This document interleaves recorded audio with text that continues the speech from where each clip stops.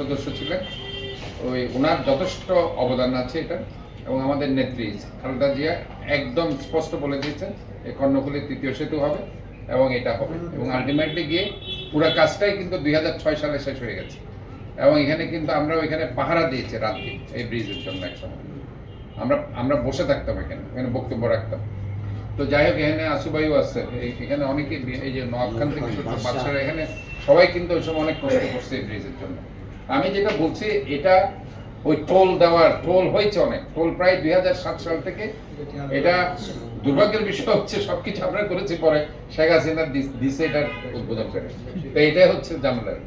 তো পরে গিয়ে এই যে 2007 থেকে আজকে 2025 18 বছর ধরে আপনি দেখেন টোল অনেকটা এটা কমপ্লিট হয়ে যাওয়ার কথা। এবং এখানে আরেকটি নাকি নিয়ম আছে যে দুইটা জেলার মানে এটা নিয়ম নেই যে অনেকদিন ধরে একই সিটির মধ্যে সম্ভবত ওই নিয়মে টোল নেওয়ার আর কোনো সুযোগ নেই। কাজে টোলটা যাতে না নেয়, ওই জন্য আমরা রোডস অ্যান্ড হাইওয়েজের একজন কর্মকর্তাকে আপনি ওই দিন রাখেন এই মিটিংয়ে, তাদেরকেও আপনারা বলবেন ভাই টোল এটা আমাদের সবার দাবি, এটা টোলটা আপনারা উঠেন।